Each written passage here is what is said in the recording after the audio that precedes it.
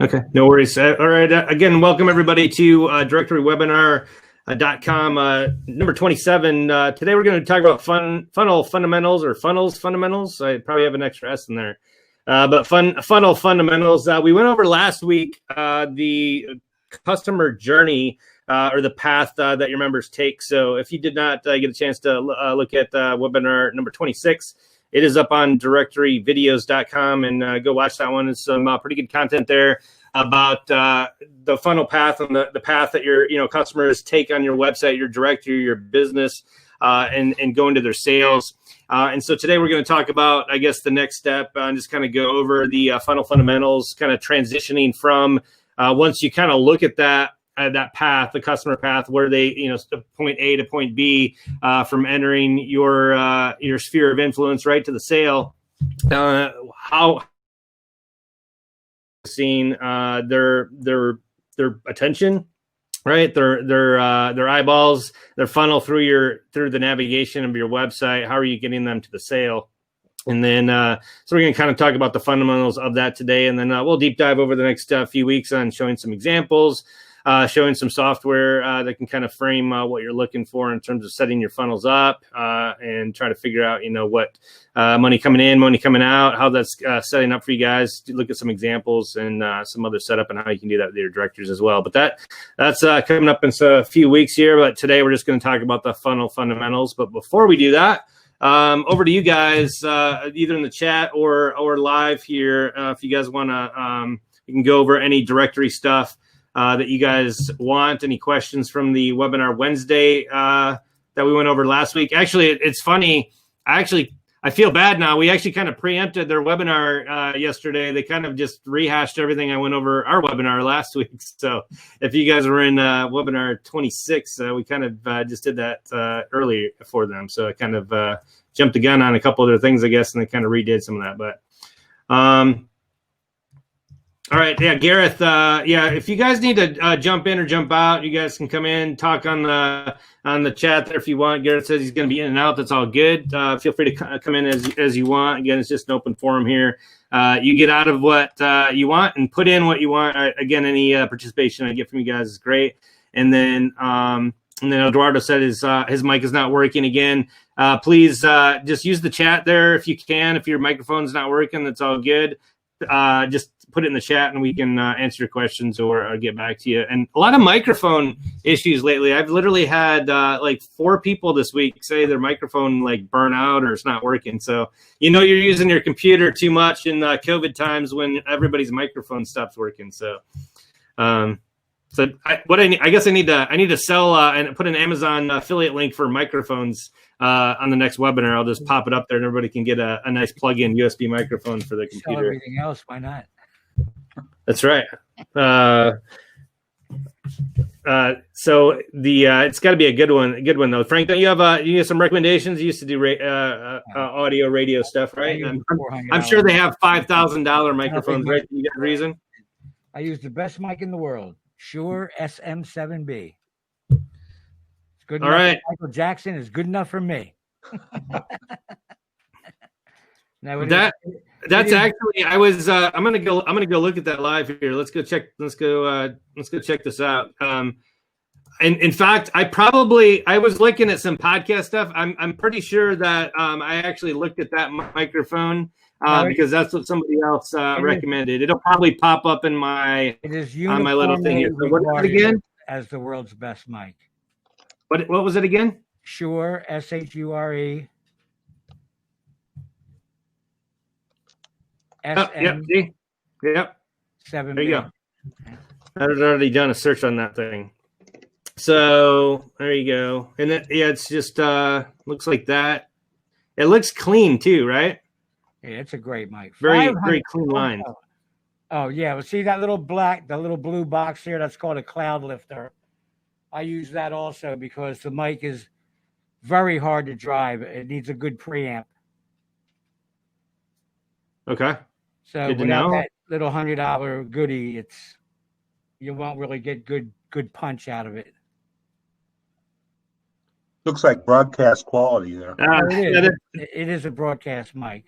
And it's very heavily used in piano, like people who do piano recitals, and a lot of rock, a lot of musicians use it. Yeah, it just looks clean. I mean, it's a nice looking microphone. Right. Actually, that would look good for video too. If you're doing a video blog or webinar presentation, if you had that in the view or whatever, it looks nice on camera too, right? Whenever you see a bad review, well, not really review, like where somebody will have a negative comment, that's code for I can't afford it.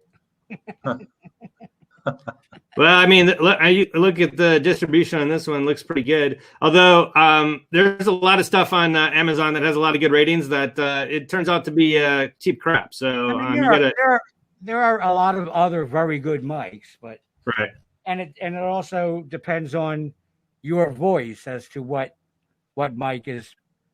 Depending on your voice, this might not be the best mic for you. Right. I don't think any mic would solves my problem, so I'm kind of up a creek. But I was not blessed with golden pipes, but I've done radio off and on for 30 years and never let that stop me. Matter of fact, I've been debating the last couple of days whether or not to start my radio station back up again because I'm really starting to miss doing it. I love doing it. Yeah. I had the best playlist in the world. If you like classic rock, with a little eclectic sprinkling of some other genre, But I'm trapped in the 60s. I can't help it. So this is the one I use. I'll put this in view here. There's I have a snowball. Ever see the snowball from Blue? Yeah, I need to put it at an angle. Everybody, that looks more professional when it's at an angle. Although it could, I have one other. Like a little phallic if I do that too much. When I used to have people in the studio, I had a second mic for guest, and that was an okay mic.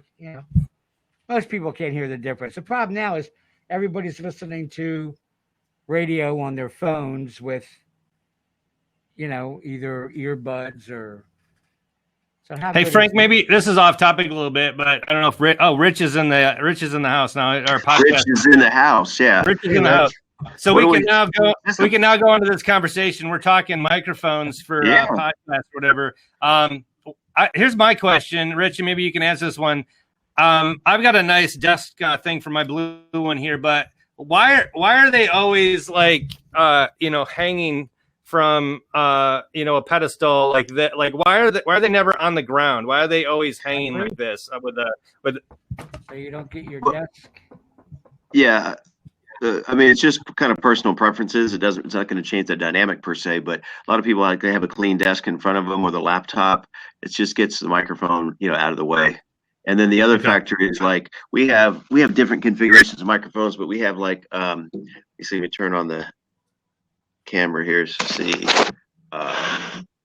So we have like these for desktop. So it's really it's color protected. Very nice. Yeah, it is exactly. Yeah, you notice. Yeah. So, so this is great, and it's more solid. It's just a Shure SM58. The only challenge with this sometimes is if you bang on the desk. If it's on the desk and you're kind of moving things around, it can cause some effects on the microphone. I can't use it on a desk. And then clumsy yeah. But I'll show you like in our so this is actually we created this. Actually, this is what we call our podcast theater. So it used to be a 30-person classroom style. We had desks and chairs, whole 9 yards. So we blew all that out. And so now it's designed for COVID. So everybody's about 10, 15 feet apart away from each other. And we only, it's only typically 4 people, 2 or 3, 4 people most at a microphone. Then we have like extra gallery seating, for PR agents and that kind of thing. And then this is actually where I would sit, or the engineer. So they're another 10, 15 feet away. So the engineer usually would sit at the, I'm trying to get the angle here, but usually would sit at the, desk with everybody else. And then this is a coffee maker I just bought at Walmart this morning. Yes, that's unrelated. but if you're doing a podcast, you do need some coffee. Yeah. Yeah. That's Frank said he used to be a sanitation engineer. So. Right. Yeah. This is our front desk reception area. Yeah. This is the women's restroom, the men's restroom. But actually, this is our podcast studio. So we have a Nice. on-air light. Oh, and then we have our buddy down here, our security patrol. There's our security dude. Yeah. So don't mess with him. Whatever. Yeah. And then finally, this is our original. Instead of the theater, we have a podcast studio. So this is actually the podcast studio. So more of a radio station format, and kind of what you're talking about. So this is where the microphones, Right. off the desk. So then it clears up all the desk area, and then the headphones. So you notice we have all the headphones, and then there's our. So the engineer would be here. So we only use this now if it's like one person in the studio, or maybe we have a husband and wife. They do their own podcast, or for like an audio book. So basically, it's just one person sitting over there as the host, and then the engineer over here. But if we get more than 2 or 3 people, then we move them over to the podcast theater. But also just finally, so the headphones over here. But what we did in the podcast theater is we took the headphones out. So notice there's no headphones, another kind of COVID thing, so people don't have to put stuff over their head. So we put in just a whole PA system. So then the everything comes over the PA, and that concludes. Actually, well, since we're on a tour here, Hey, this is a great idea, Rich. While you're going to the next spot here, we should do this. I actually like this. We just have everybody sign up maybe for a week, and we have one of the directories kind of Rich, demo what they do for their business or talk about it. I'm just giving a studio tour or whatever. Yeah. Is my mic on? I have a question. There's the other group. Send money. No, food. We want food. Oh, food. Yeah. Wow. Anyone in LA want an In-N-Out burger? Right. Wow. That was real quick. You had that one loaded or whatever. Yeah. I know what you're going to give me. So just 2 more minutes. So so this is actually for an event. Like we have a full kitchen bar for catering and so forth, and then we have different vignettes. So this would be like for a fireside chat space for recording. Then we have like a TV set desk over there with background. This is all like for after hours networking with the high tops. But the big deal is this is our main stage event. So that's pretty amazing. So we've done Zoom calls. We've had people fly in. We actually did the podcast. The founder of PodFest was here in January. We had 120 podcasters in the space. So it can be configured as live stage. Now we do Zoom. So when the person's on stage, the presenter, they'll see the TV as their teleprompter. We have teleprompters on stage as well as Zoom. And then finally, this is, we can configure. Right now, instead of 200 people, we just put about 20 people in the audience, and everybody else is on Zoom. All right, that concludes the studio tour. Now back to your regularly scheduled webinar. That was all I had planned for today. Don't put a microphone in front of me. That's what's going to happen when you start talking podcasting. Yeah. That was supposed to be a 2-hour presentation, Rich. You underperformed. That's all I've got for today, guys. I apologize. Because I'm trying to ask a question. Yeah. Am I being heard at all? Yeah, go ahead, Fred. Yes. Oh. Rich, did I see a couple roadcasters floating about there? Yeah, we have Roadcasters. That's the go-to, man. That's the Mac Daddy. Do you use them for call-in? Yeah, we do them, for in studio. But then they hook up. Oh, here's our buddy. He wanted to say hi to you guys. He missed you guys already. Yeah. I got a question because I've always used a JK Audio podcast host for calling in. Have you ever used one of those? Because they are so delicate to not get any satellite squeal. Right. And I'm wondering if the Roadcaster is a lot easier for calling. Yeah, the Roadcaster is way cool for calling because you can hook in. You can plug in an actual. Yeah, I have one. I just have never for the other people. But for Paul and Mark, whatever, it's like you can plug in an actual phone, or you can do Bluetooth for your call-in, so you can take, at least those 2 different versions. We've even done where we do, but it hooked through your computer as well. So then you can do like a Zencaster or whatever your audio device is, and then it'll run through the Roadcaster. But I use a mixer on my station. Can I run the the Rodecaster phone line into my mixer. Would be kind of redundant, because the Rodecaster already has the mixer. Yeah, but a Rodecaster isn't really. I don't think it's a really good mixer. I mean, it's okay for podcasting, but not for running a radio station. Oh yeah, maybe. Yeah, maybe not. But and then Rodecaster just released another version, which is or was it Rodecaster or no? Zoom, which is not the video. There's been a company around like Shure Microphones, whatever, but a manufacturer called Zoom, and so they have kind of more of a handheld. Yeah, well, they got great stuff with them. Yeah, Zoom's awesome. The H6 and the H4. It's a little bigger than a cell phone, a little bit more bulky or whatever, but within that dimension as far as size wise. Yeah, I had those years ago. I had an H1 and an H2, and then I moved on to something else. Yeah, we use it for all our remote podcasting because you can have a full studio almost like in a laptop bag. Well, I have a Tascam for that. It's got the stereo mics. Yeah, it's not much bigger than my phone, except it's that much thicker. Yeah. Right. What I like about the Zoom H6 is you have 4 microphone inputs, both XLR and 1/4 inch, and then you can record the whole 9 yards. But they just released. Zoom now has released, again, this is an equipment manufacturer, not the video thing, but the Zoom H, whatever it is. And it's basically for like, instead of, $600 for a Rodecaster, it's like $200. And it can do almost everything the Rodecaster can. Plus it's completely remote. You can do battery operated instead of AC. But then Zoom Rodecaster released a cord that you can plug into a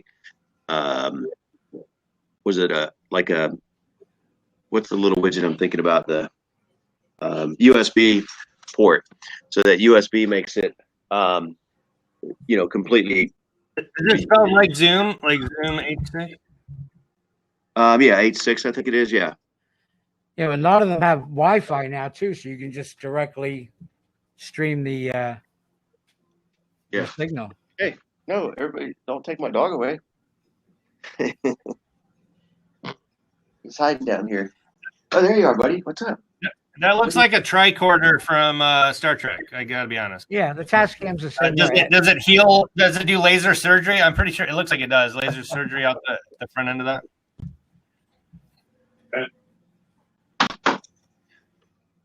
I'm joking. All right. Well, you guys can book a little call there between you guys. It looks like you guys can talk radio or equipment there for a while. So let's switch over to BD. Any questions? You guys have the webinar? Yes, we have to. We're here. No, we don't have to, but I just want to make sure we don't lose anybody if they didn't want to go down the podcast and equipment realm. I'll be right back, or I might take you with me, but turn off my audio here. Yeah, no worries. I'm gonna. And again, if you hear any feedback, whatever, you guys can always just mute yourself there and then jump in if you want to talk. Hey, Paul, do you have any questions or anything that you want to ask for today, or anything that you're working or questions on that we can kind of demo or look at? Anything that you need? And I don't think your audio is hooked up there, Paul. Mark, do you have anything? Toby, I know you were here last week as well. I wasn't here last week, but that Instagram feed, that still seems to be working. It's intermittent. I thought it was not working. It stopped working for everybody for a little bit. Some people said it started working again. It's not working for me. I don't know I don't know if they're like on different servers or if it's connecting stuff or what happened. I think sometimes is that was in the cache or something and it's just loading that. But if you actually hard refresh it, it's like not there anymore. Or for anybody new that's coming to the site, so may want to take a look at that. I didn't think it was working for anybody, but some other people have said it was. I tried it on my iPhone and a couple different browsers and refresh the cache and seemed to be working. So I don't know. Who knows? Yeah, I don't know, because I was wondering if they got some pushback from it about changing the API and they turned it back on. I'm not sure. Again, they don't. There's nowhere to get information on what they did or will do, and I don't know if they turn it off and turn it back on. I have no idea. So I just wanted to let everybody know that we're having some issues with that in case it ends up doing. And we've actually switched over like 3 or 4 people to using the Elf site for the widgets. And they're just kind of manually adding it per premium member that pays to have that, and they just duplicate a widget with their username on there and just paste in the little div code into their listing real quick. Takes like 2 minutes to set up. I subscribe to Elf site too, so that might be another option. Okay, so that was that's another option. So I'll just kind of let me just go show you guys. What time? Let me go grab an example of that. And so what he's asking about was an Instagram script we had on there where it could add in the Instagram for a particular listing, and it would show up on the site with all the different images for a particular item. And so here's an example of the ones that we just switched over to the Elf site version. And so, Mark, if this may be of interest to you, then if we want to swap, and I'll just open up a couple examples here. But it's in the same spot as it always was on the bottom. We'll see if she took hers off, which she might have. Go check I've gotten a lot of good feedback about that as far as adding that as content and so forth. It's a kind of a nice feature. Yeah, I mean, everybody likes it, right? Because it was really good feature or whatever, and added a bunch of content. It looked nice, right? Because it's one of the visual things. It's all text. Yep. You're putting on there just maybe a few button pictures, but then unless you have some good content in there, it doesn't look as good. So. That's loading real quick. Obviously, it's just a little bit slower usually because I'm streaming from my website. So we'll come back to that in a second. Once it'll load, I'll show you guys what it looks like. But so yeah, any little additional comment, just like the Twitter feed or the Facebook feed, right? All that stuff is good, and they can kind of see their own content on there and be able to know that when they update something, it adds content to your directory, and people are going to see that and hopefully get some leads back to their website. So all those things are always good. But you want it to be, and so that's why I felt bad because it was working great. It's one of those things that's working great until it's not working, but it's not something I was in control of. So, but the Elf site, obviously, that's what they do for a living for those apps, and so they'll keep them connected and working. But, so Paul, did you get your sound working there? Nope. So I still can't hear it. Hold on, Paul. Let me. I don't know if you didn't turn it on. Let me try to actually request or. So you're muted, and now you're unmuted. So I still can't hear you. I'm not sure. Hearing my leaf blowers out there? Are they too loud? What's that? You don't hear my leaf blowers? No. Nope. Okay. Let me know if you do. Yeah, no worries. Hey, Paul, if you just want to type, if you have a question or want to say anything, go ahead and throw it in the chat there. It's fine. I'm sorry about that. I'm not sure what the issue is, and then we can answer it or help you out. So let me see if any of these are loaded yet. Okay. So let me swap over here real quick and kind of show you what it looks like. So again, similar look, right, to the one that we had, a little bit different up here at the top, but it's the same thing where it loads all of them. And this one actually insta-loads. It'll keep loading, the more you scroll up and down the website, it'll just keep loading additional. So Ryan, is that just set up the same way where you just input the username? But that's what Ryan? and again, it just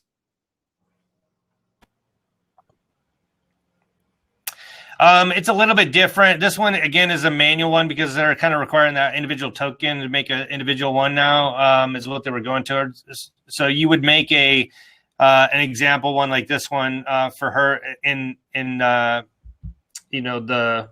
widget thing there. And then all you would do is just duplicate it add the new, the name, right? Whatever it's loading, the new username, and then just save it. That's really all I have to do is duplicate, add the new name, and hit save, and then it gives you a code. And you just basically add that div code instead of that in the Instagram field. Instead of adding their Instagram name, you would just add the div code in that field in their listing, and then it would just automatically appear just like it did before. But you need that widget div code for them instead of just their username. Okay, thank you. Yeah, but we've done that for several now and again. It's all that. Again, you can customize the color to your particular listings, and that'll load here in a second, hopefully, and I can show you another example of that. But and again, some of these guys may have turned it off because it was on their personal one. I'll demo that out when it comes up. But all right, any other questions from anybody? Otherwise, I'll go ahead and get in the presentation today. Can I interject something here? Sure. I would just like to make a recommendation that everyone, and this may seem stupid, I'm sorry if it does, but I've been to 4 Brilliant Directories websites in the last week where I have tried to send a message through both the contact form and subscribe to the email newsletter on 4 different sites. On every one, I put my name, just my first name. I put my email address, and in the message, I put info. Every one of them was denied being submitted as possible spam. 4 sites out of 4 sites. So I would just suggest that maybe, I don't know if something's going on I don't know, but pretty hard to contact people if their forms don't work or subscribe to their newsletter. And info shouldn't be a word that's on anybody's spam. Well, so yeah, I mean, I can't speak to, I guess, the BD site on, what it's doing. Obviously, for just for what Frank's mentioning for settings and advanced settings, this is where you would go for the spam settings. So we'll just talk about that real quick. Just type in the word spam and your spam filter will come up. It's also in the thought it would. Hold on. Oh, sorry. Oh, there we go. It's also in the actual the settings as well, the general settings integrations tab. Actually, it's in there twice. I'm not sure why it's in there twice. It may end up going away. Is the word so info? Well, let me just check. This one I'm gonna search for info. I do not see info in there. But this is where, if it was blocking it, it would be in there. And so if you are putting something in there that, is normal, I guess, and that could be why it's getting blocked. For example, and I think Frank, I think maybe, you know why it is, Frank? This is your problem. What? It's you. Fastmail is a spam email system, I guess, and they actually has your email as the default spam word. Are you kidding me? Do you know how many people use Fastmail? Nobody, just you. It is one of the biggest email providers out there. And that's why it's a spam list and they block it. I'm just saying, I guess that's why. You gotta be kidding me. So you need to use a different. You know what? I'm on this guy's site right now. I'm going to try my regular email. Yeah, it should work. I thought I had already told you that. I noticed that a couple weeks ago. So Fastmail is in the default spam list. So Frank, since you hold such clout with them, you probably should let them know that I use that, so I need that taken off from all BD sites. Info. But it's not info. It's your Fastmail. Fastmail. Right, so I put my name. I put my first name, a legitimate email address at mac.com. I'm not giving them my phone number. Info. Click the reCAPTCHA. Please enter between 5 and 500 characters. So info doesn't even work by itself. So I'll put info. So now I know your story is not true because you couldn't have done it anyway. I might have put info, please, because I'm very well mannered. Now the story's changing. Story's changing. Well, it worked. How about that? There you go. Well, I tried to be Yeah. helpful. Problem That's all I solved. can do. See, that's what happens on these webinars, guys. You come on the problem, I solve it, and we just realized that was his email. There you go. Everybody check their inbox for an invoice. But yeah, so I mean, even if you used, even if there was a really good email service under let's see. Wow, that's just, I really don't, I find that really hard to believe. I really do. Wow. I don't know. Maybe somebody did it as a joke and forgot to remove it. I don't know. But yeah, legitimately, it's not like I don't see like mail.ru or anything in there like Chinese. No. I guess there's some Chinese things. I don't know what this says in Chinese, but apparently it's really bad. Fast mail because it just went through with my regular email address. So yeah. Well, my heart was in the right place, gentlemen. That's all I can do. That's right. I live to serve. Hopefully you don't have a shoe store because Nike and New Balance are blocked. So, but anyway, go ahead and look in there, guys. If there's something in there, I forget there was actually somebody the other day, a client had something blocked. Or like, why is this person getting blocked? And it literally their last name was in here, and I'm trying to remember. I think it was Poker or something like that. Was legitimately her last name. It was like Jennifer Poker or something like that. And she couldn't. Her name is blocked, so she would never be able to do anything on any BD site because that was literally her last name, and she's putting her last name and it was just getting blocked. So I'm one of those people that whenever I get spam, I immediately go into my spam word list and add what the last spam was about.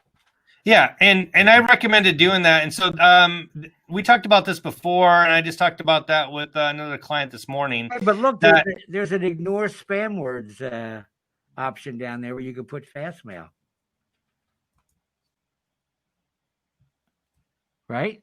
No, this is saying ignore these spam words. This is the default thing, and you're ignoring these spam words. But you can't add fast mail in there? So that...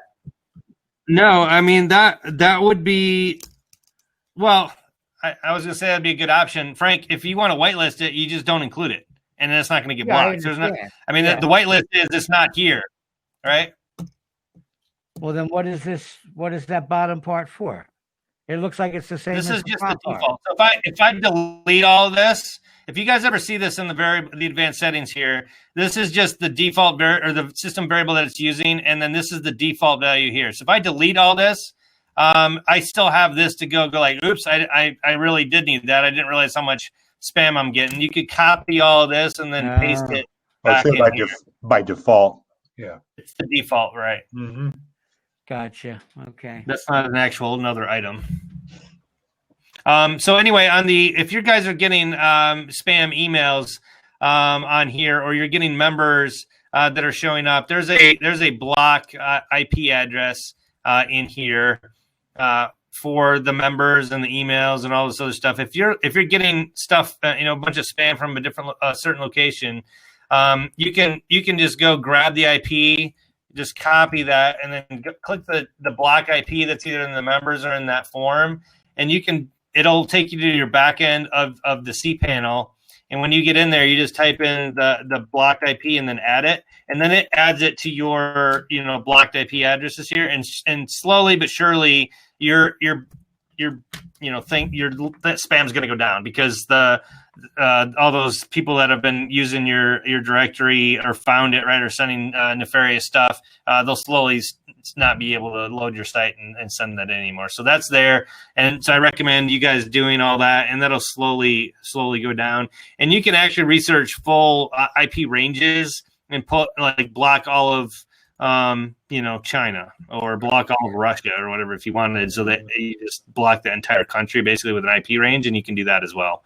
You would just do like this one. I don't know where this is from. I think Russia is the 8417 one, but you could go 8417 and then just leave it blank like that, and it will block everybody from then down, right? It would just be everybody. It doesn't matter what the number is after that.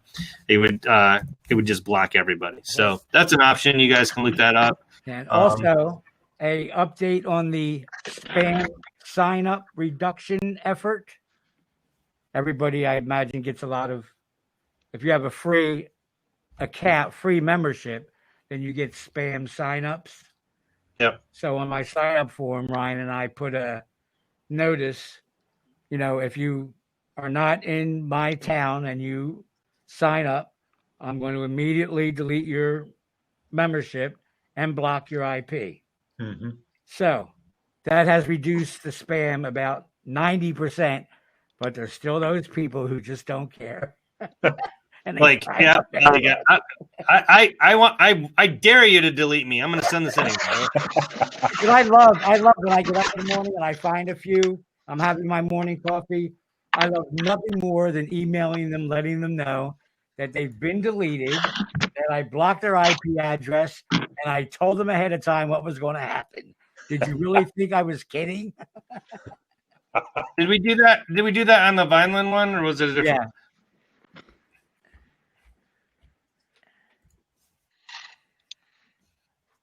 Just to show a visual on that. On the free, Okay. So there you go. So please be advised if you're attempting to register a business located outside of 50-mile radius of Vineland, you're within minutes and your IP address will be permanently blocked. Life is short. Let's not waste each other's time.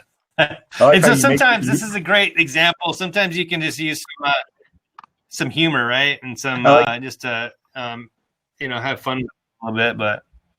Frank, I like how you force them to acknowledge. So, yes. Yeah. And so we've been doing this a lot. We've been doing this a lot to so people's directories lately. And I just want to kind of show you where that's at in case you're not aware of this. Because this is one of those silent things that BD added into the system that a lot of people don't know about. And they really didn't trumpet it or tell anybody other than their update logs. So if you didn't know that was there, then you just don't know about it. So let me go over it today. If you guys want to go to vinelandnj.com and attempt to check out, you guys can grab that for yourself and then put it where I'm about to show you. And if you want to go ahead and subscribe for the $197 anyway, I'm sure Frank would not mind either. Feel free to put in your card and hit submit. I don't mind, especially if all memberships are free. Go ahead.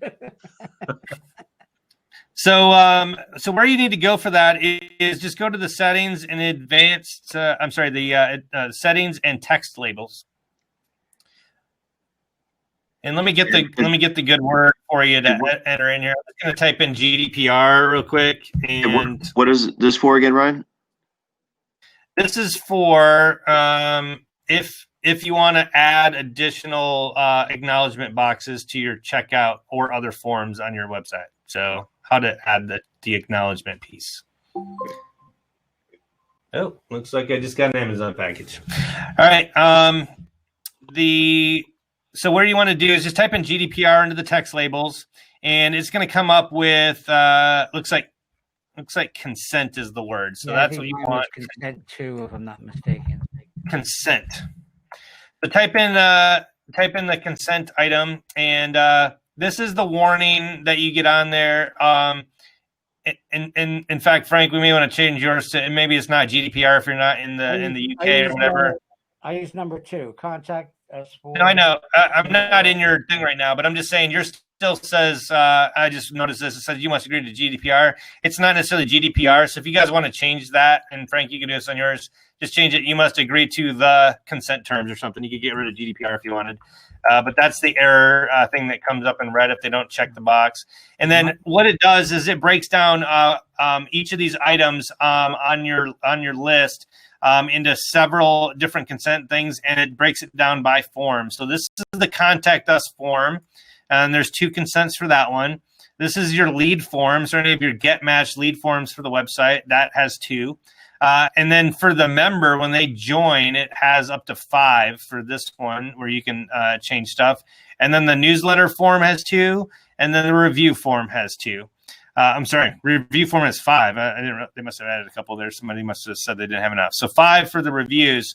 So anyway, these are all just in order. If you add stuff to every one of these 5 boxes for the consent, for example, it would then have 5 check boxes, up to 5 that you could add in here that, before they signed up, or you could agree to sell your other kidney, right?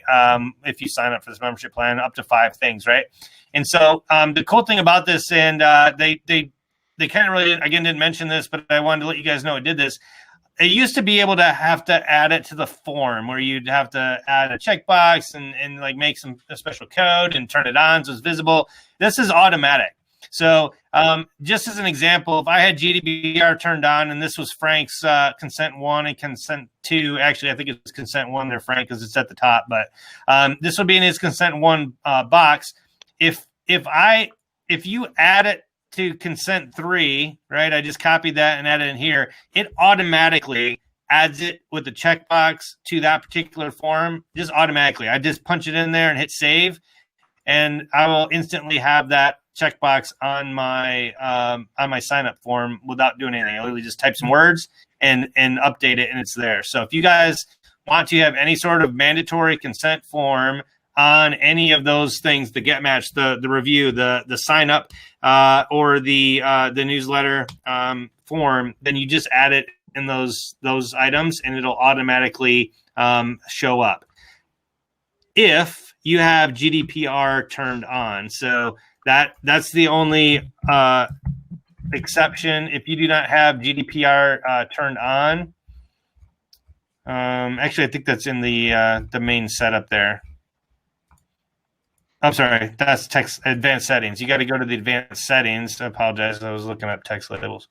You need to go to the advanced settings and turn on the GDPR. So that's the only caveat. It only works if it's turned on. So what I normally recommend to people, just turn GDPR on and then just don't put anything in there. Just clear them out. Because again, we already talked about that it keeps the examples in there, right, of the default ones down there. So you can just always copy and paste it and add it back in there later. But you need one of these two on there, either the require user consent to store data or the reconsent. And so what this one is, and this one's fairly new as well, this one turns it on for initially. This one turns it on again, like if they upgrade. It basically, again, I don't know if this is a rule in the UK. Any of the 3 of you are on the UK can jump in the comments maybe. Or on Common mention this, but you can reconsent the GDPR. Like if they change the plan, you're required to ask them again because they're quote buying a new plan that they agree to the new or the terms for that particular membership. So you can turn the reconsent on as well, but you can. It uses the same items as before. So you can turn this on, save it, and then just remove the stuff if you don't want it, and it just won't show up if there's nothing there. But then anytime you add something into that block, it then will show up as a checkbox for them to require. Are there any questions on that? I'll roll back to the chat room here just to make sure I'm not missing anything. Hey, Ryan. Yeah. Yeah, I want to spend, other than just a quick kind of answer on this, because it can be a big black hole. But on last night's webinar, they were talking about, speaking of the UK, international taxes and VAT, and it kind of opened a whole can of worms that I didn't anticipate with our podcasters directory. We have members in, I think, 38 states and 16 countries around the world or something like that. So like, whoa, I just kind of like, it caught me out of left field thinking, geez, I mean, we have people in Tokyo, the UK, Australia, New Zealand. I mean, not everywhere. And am I supposed to be collecting, I guess taxes, not only in all those countries, but all the provinces and all the cities, and they all have, completely different tax codes that could change at any moment. I mean, how is a person even supposed to stay on top of, when to tax, what not to tax, how much, and is it, because they were talking about Canada and like in the US, or at least in a lot of states, services are not taxable, only products, right? And then you get into, that's a massive thing. And then the other piece is, so if and when we figure out like every possible 130 countries and how all the tax laws work and when they're updated, then once we collect them, and I collect $3.22 from somebody in, Zimbabwe, am I supposed to send that $3.22 to the, consulate office in Zimbabwe. I mean, like, I don't even know how to like begin. Yeah. Yeah. So, what I guess my response to that would be, I'm not a lawyer, and I don't. Exactly. It's obviously a deep subject for a shallow mind, at least in that item. For a deep And mind. so, That's right. funny. So what I would say is, in general, for the most part, like even if you sell stuff in other states or whatever, or other provinces, normally there's a nexus amount like that you have to sell in order to meet like an online use tax or nexus type thing for that state. And usually it's something obnoxiously large. Unless you're $1 million company, like $100,000, right? And then even if you don't have a storefront in California, they consider you have nexus as long as you sell $100,000 worth of stuff to California people or whatever, right? And so usually most of us are not even in that problem with our own city or state, let alone all 50 states. And so I don't think it's normally an issue. And then for most states, like you said, it may not even be valid because you're selling the item from your particular state. And your state doesn't charge a tax or use tax or nexus anyway, like Michigan does not.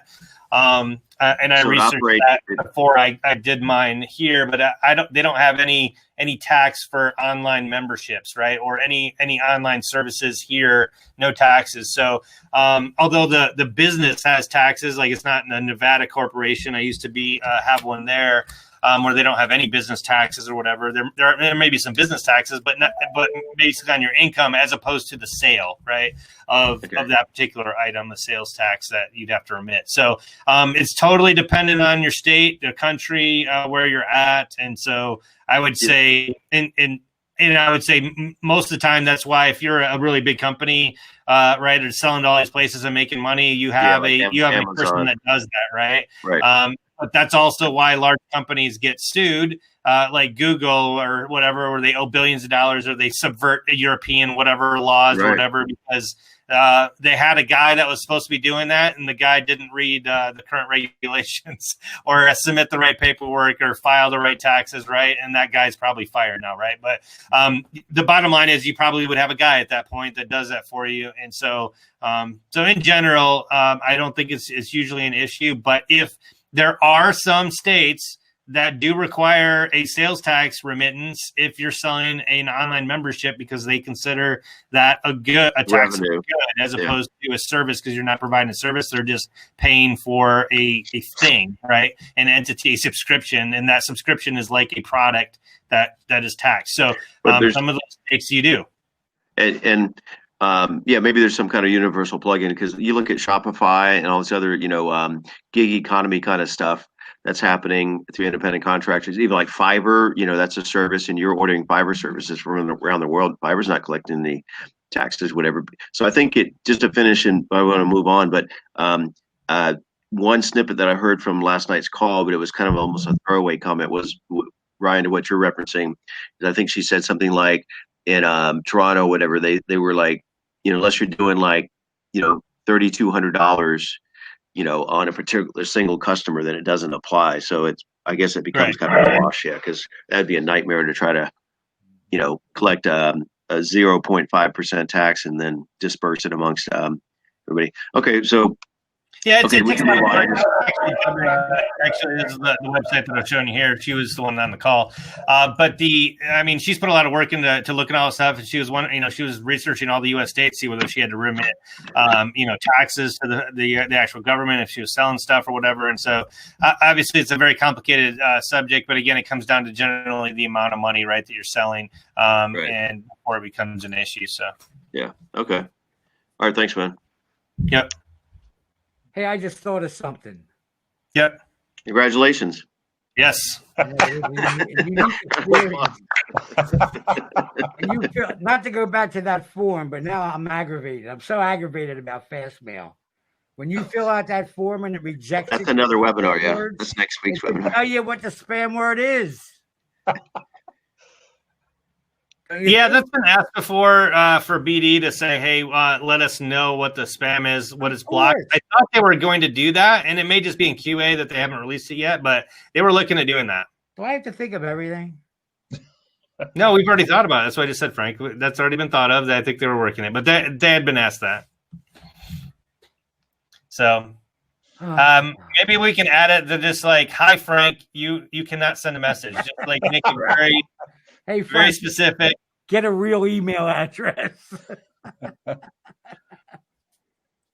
In fact, I made an error message. So when it says, Frank, you cannot send it in this form, that'll be my error. Can you change the error message?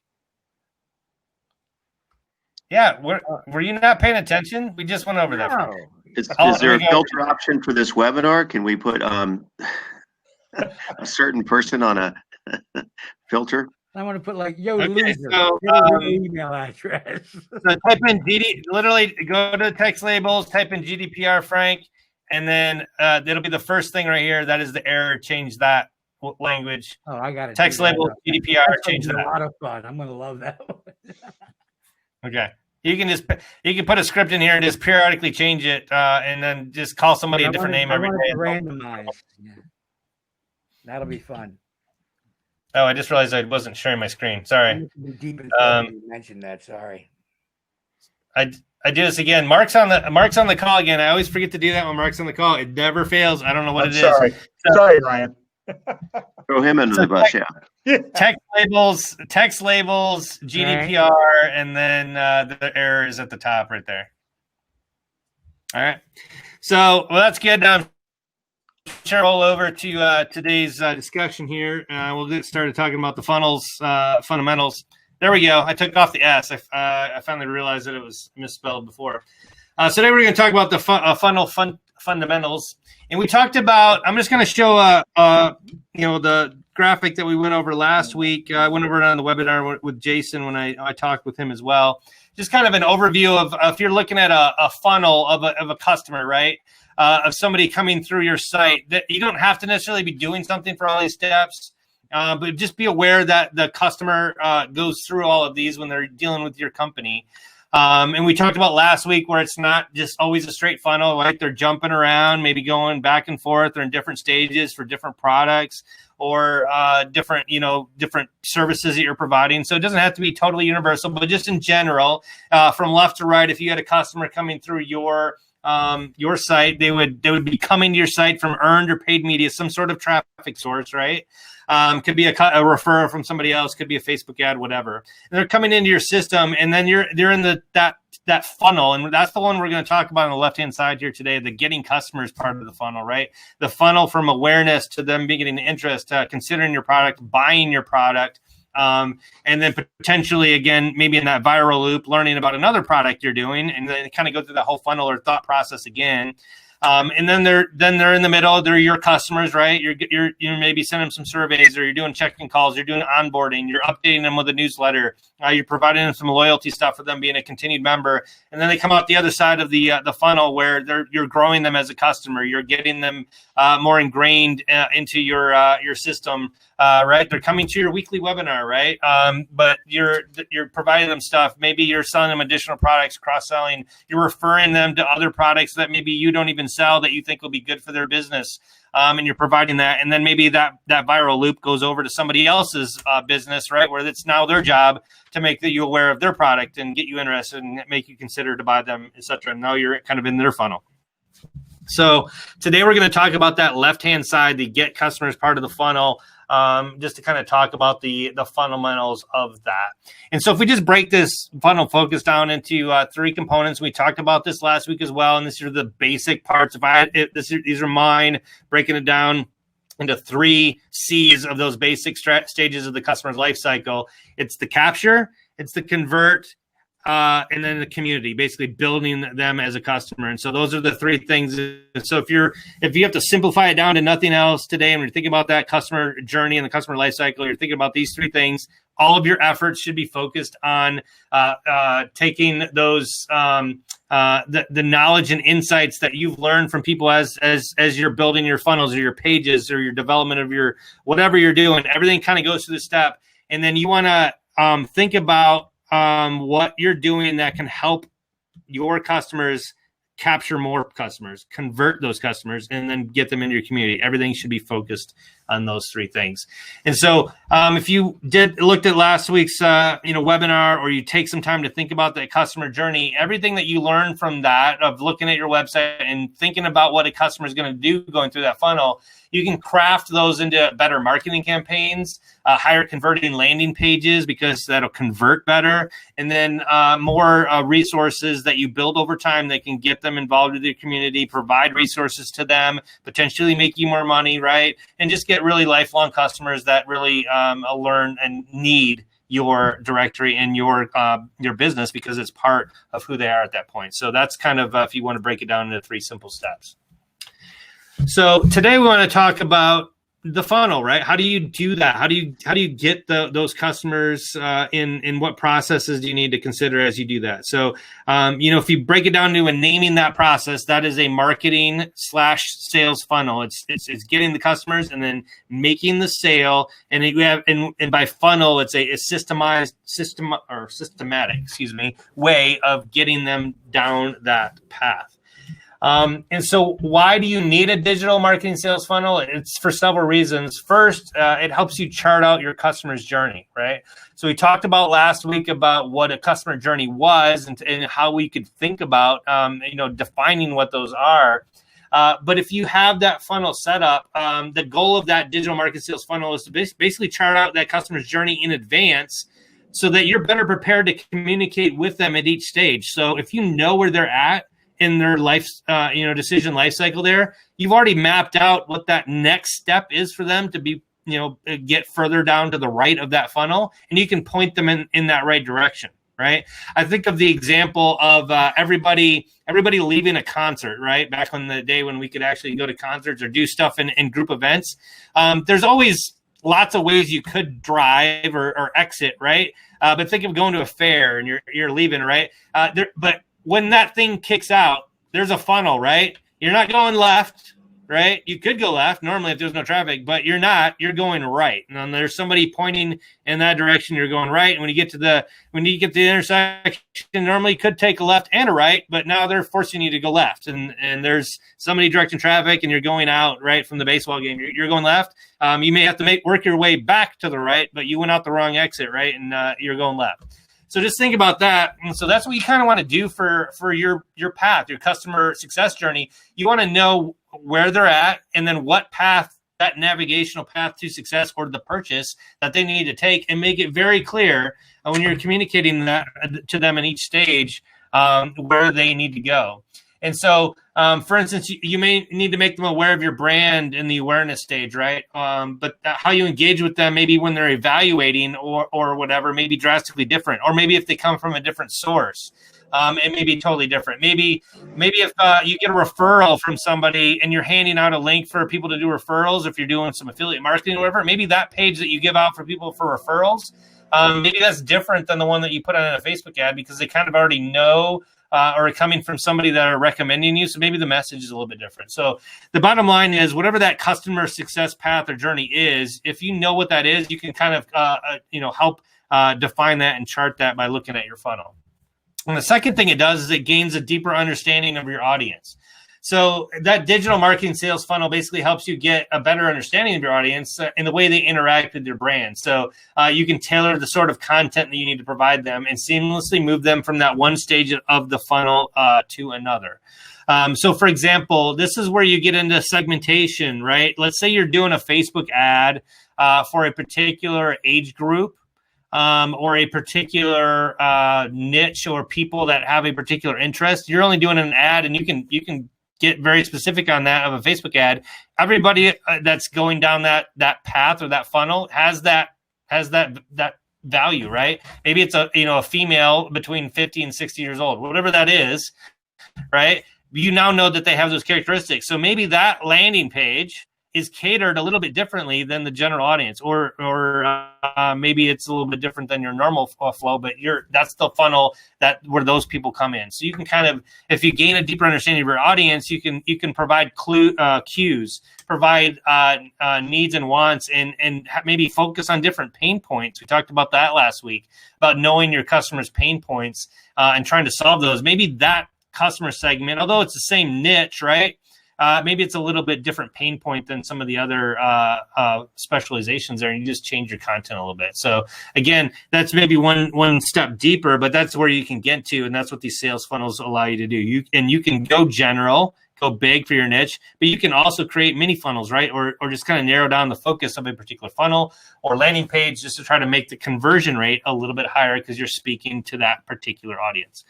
And the third thing it does, it can help you acquire and retain your customers. So basically, again, the easier you can make that funnel flow, the better conversion rate you're going to get. And we talked about this in the customer journey. If they get to a page and it's not really clear what they do next, there's not a why they may not do it, and if there's not a what's next, they may not do it. And we talked last week about Rich's stuff a little bit when he changed his a little bit. But if you point people in the right direction, make it very simple. It's the old, take off the header and footer. Maybe there's only one thing on the page. They're not going to get lost, right? It's not like they're not going to know what to do next because there's only one thing at the bottom of the page when they're reading, and it says click here, right? If they make that very seamless, it's going to help you acquire and have a higher conversion rate, retain those customers. They're going to go down the path you want. And not get sidetracked by other shiny objects, right? That's either on the page or in your directory. That's really not the conversion piece that you want for the door that they came in, right? Maybe for new customers that are already there, but Ryan, there's a great truism there. I think we've all heard that says what a confused buyer doesn't buy. Right. Yeah, it's a paralysis by analysis, right? You have so many choices, you don't even. It was a cartoon, and I'll have to pull it up. I'd show it on here, but I don't have the digital rights to record it on that, so I won't bring it up here. But it was basically it was like a whole wall at a shopping mart, right? And it basically, I think it was Oreos or something like that. There's literally like 15 varieties of Oreos. And they're all a little bit different. He's like, I'm just looking for, I was just looking for a cookie, like there's just so many things. I thought I wanted Oreos, but now I have no idea. It's kind of like the M&Ms, right? I guess they came out with a new fudge, chocolate fudge M&M, which actually may be really good. So go buy fudge M&Ms if you guys are in the market for those. But there's now so many types of M&Ms. I've if I ever get that in the candy store, I'd literally just pause and go like, oh, the pretzel M&Ms, the peanut butter M&Ms, there are so many, which is good. There's choice, right? But instead of just going, I want to go grab a pack of M&Ms, it used to just be chocolate and peanut, right? Now there's literally 20 choices of M&Ms, and I don't know which one to buy. So I don't buy M&Ms anymore. I go with my whatchamacallit because that has never changed. I really like that one. I remember the first time I heard the term decision fatigue. I was kind of laughing. I thought that was a joke or whatever, right? But it's a real thing when they say decision fatigue. They say the average person makes 44,000 decisions a day, which is pretty crazy. I mean, from the minutia to what socks I'm going to wear to, what route I'm going to take in my car to the big things. But yes, when you get people or visitors to your website, that's one more decision or a series of decisions. And what you're describing there is to streamline that. And again, not confused buyer basically doesn't buy because they get to the page and they can't determine, because you have so many options, they just opt out. They'll figure they'll come back to it, and what's the odds of them coming back? Right. So the easier that you can make the decision there, the better, obviously. And it's especially if on the conversion trail, if there's one choice that you want them to make, that's probably, a better way to do that. And then you can, and this kind of gets to the other left or right side of the funnel, right? For growing the customers. They can maybe know about all the other stuff add-ons later, right? They don't need to make a decision necessarily now. Maybe you upsell them within your dashboard, right? Put some stuff in the header, which we've talked about before. Maybe you upgrade from there. Some people do that where they don't have all the plans available. It's literally like it's the old model of like become a member for $5 a month. Sweet, I'm in. Now that you're in, we've got way more than what you just bought there. We've got tons of upgrades for you, but you do that from the back end. You do that on your email marketing, sales letters. And so again, now maybe that's that viral loop or that loop back in where they've already made a decision for that cheaper one. Now they're going down that funnel analysis again for your more expensive item. And again, you want to make that journey very clear as well. And so the last thing it does is it enables your business sustainment. So without a plan in place, to move your audience from, being prospects to customers, it can be very difficult to sustain your business, because we talked about several weeks ago about the churn, right? And the I actually did this with Jason on the webinar. If you guys saw that, about, the maximum amount you're ever going to make with your agency or your business because of churn, you may be getting new customers every month, but you're losing customers as well. And the more customers you get, that same churn rate that when you had few people wasn't that many. When you get a lot of people, that same rate of churn and losing customers, that becomes a higher number of people every month, just because you're getting more people. And when you're losing that many more people per month, right, you have to get that many more new people every month just to sustain the amount of money that you were making the previous month, because you lost some. And so you become capped on the number of customers you can get every month, where the number of customers you're getting is equating to the number of people you're losing, and you're never going to make another dime, and you're at a ceiling.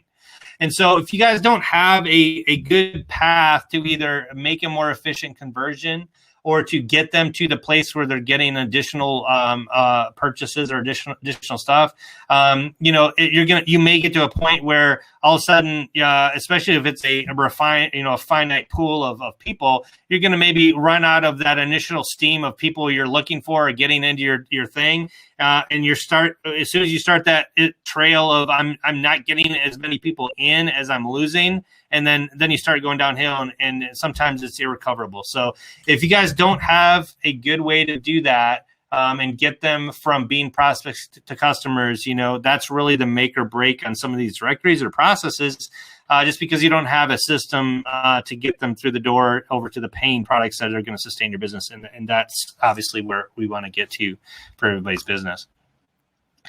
So I just want to go over again, dumbing it down a little bit more in terms of the funnel. This is what a funnel looks like. Again, standing that's on its edge. Again, we're just talking about the left-hand side of getting customers. Very simple diagram here. And as you see, it's visible here. The digital marketing sales funnel has three major stages normally that are referenced when somebody talks about a funnel. It's called top of funnel, middle of funnel, and bottom of funnel. So whenever you hear of top of funnel, right, that's just general marketing. You're getting people in the door. It's the ads, right? It's the awareness stage where a prospect gets introduced to your brand. It's the awareness stage where they're trying to go through, and usually it's obviously the largest number of people, right? Because everybody's coming in the door, all your visitors to your site. It's the largest group of people, and they're just trying to make themselves aware of that. And then from that stage, a handful of people move into the middle of the funnel. And that stage, basically, you turn those prospects into leads. They start evaluating your brand, hopefully maybe, attending your webinar, listening to your podcast.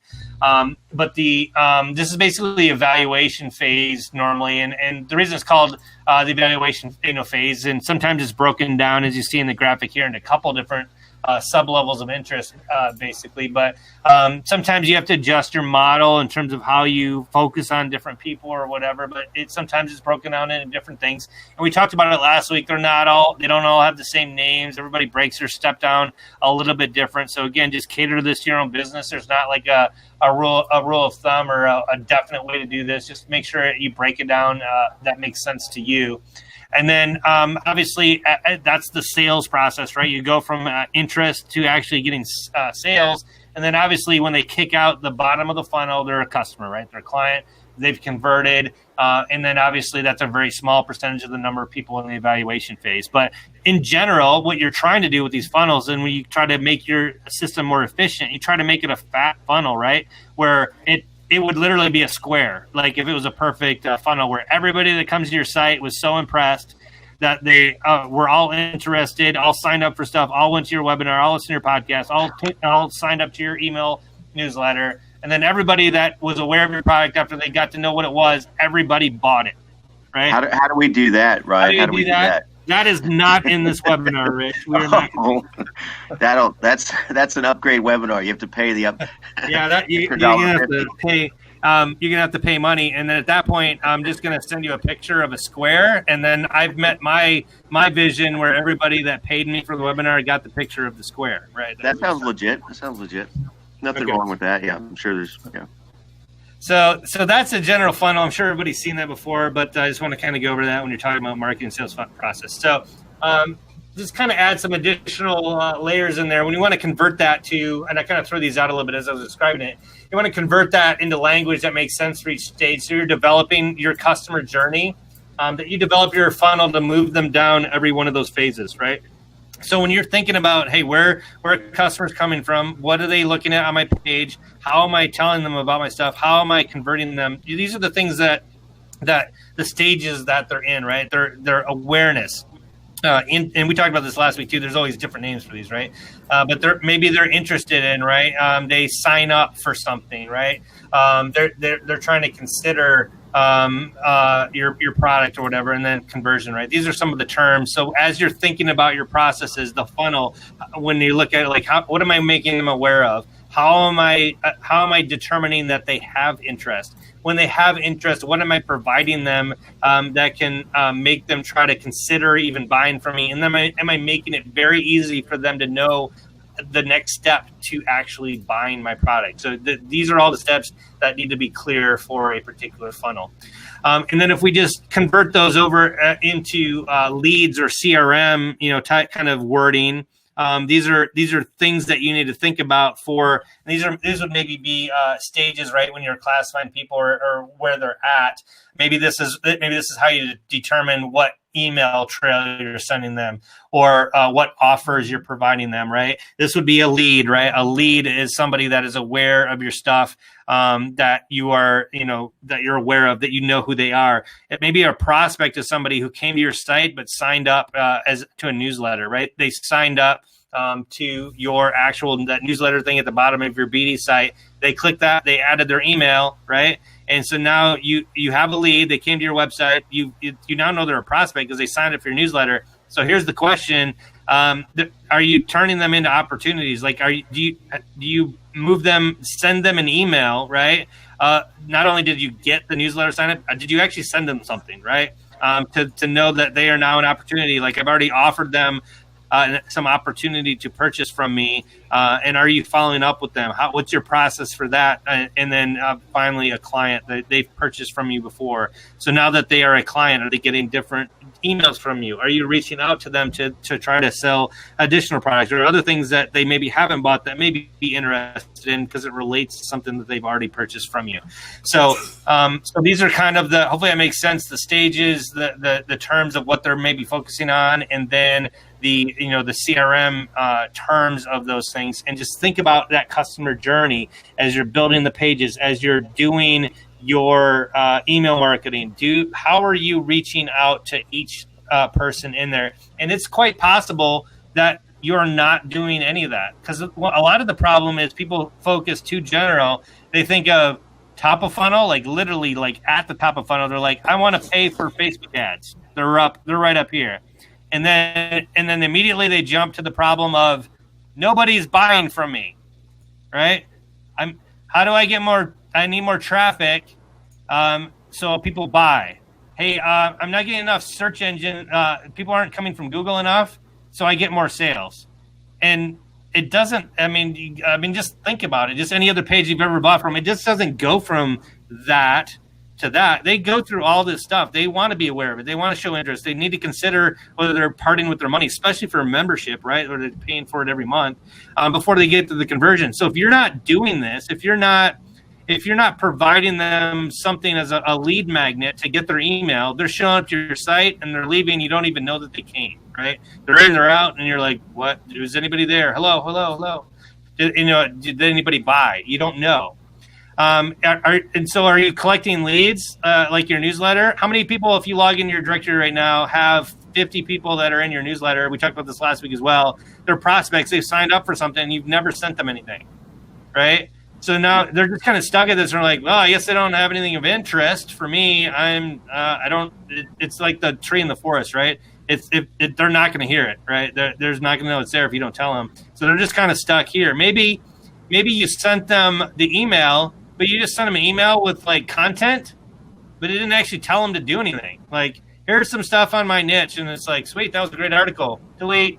because you didn't ask them, you didn't give them an opportunity, you didn't tell them to consider anything, you didn't tell them about the new features you had, you didn't send them back to your website to buy, you didn't do anything, you didn't ask for the opportunity. So they're just stuck here. You got them in, you sent them something, but you didn't ask for anything, so they're out.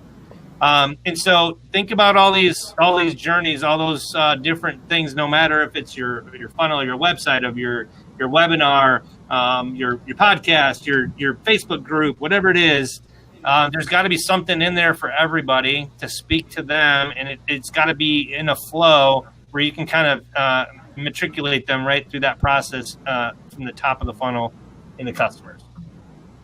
So now that we've kind of skinnied down, let's blow it back up right into that top of the funnel and kind of talk about these different stages right here. And you don't have to have all of these, right? You don't need a marketing team. Obviously, for bigger companies, maybe you break these down into the marketing and sales as an example here. But you probably don't have a sales team. I don't have a sales team, right? You don't have a marketing team. I don't have a marketing team. So maybe you're a solopreneur, you're doing all of this stuff, but you got to consider all of these things of what those people would normally do. And do some sort of those activities in your daily activities, try to push them through that sphere, right? So the first one is awareness, right? And that's we kind of already talked about all these stages, but I just want to go in a little bit more depth. Awareness, right? That's that first stage of any funnel, because the only way you can get anybody to buy from you is if they're aware of your business. I think everybody knows that. And that's the first job of you as a director owner or as a marketer. You need to increase the awareness of your brand. And so we've deep dived into some of those things before in other webinars. We just need to do techniques that get them aware of your things. Send out newsletters, do ads, post on social media, post on other groups. There's lots of different stuff. You need to make them aware. The second thing is lead capture, right? The forums or contact us. You have them on your directory. And the next part of getting your audience willingly to give you your contact details, you have to submit a form or something equivalent to that. So we've gone over this before for lead magnets, right? Providing something to them to get their email address back. So I'm going to do that. I'm going to do that now for you guys. If you guys go to Directory Toolkit, and some of you already done this, so don't do this again because you're going to get the same item. But if you go to directorytoolkit.com/monetize, I went over this with Jason about a month ago on the webinar Wednesday, but it's a 24-page ebook that you guys can download. It'll go to my site initially, and then it'll forward you over. You guys can download this, and it's a 24-page ebook on how to monetize your website. It kind of talks about the right side of that funnel. And if you guys go there, you can download the ebook. But this is an example of what it would look like for you guys once you do that, or you add in a funnel. You can forward it to an ebook or whatever you want. You have a lead magnet, and again, this is just one example of what you could do. But you provide that lead magnet, and you grab their contact information in order for them to get that. And so that's an example of a lead capture, right? You add your first name, last name, and email in there, and you will get that ebook from me. So directorytoolkit.com/monetize. But obviously, it doesn't have to be. Let me go around the horn here. Sorry.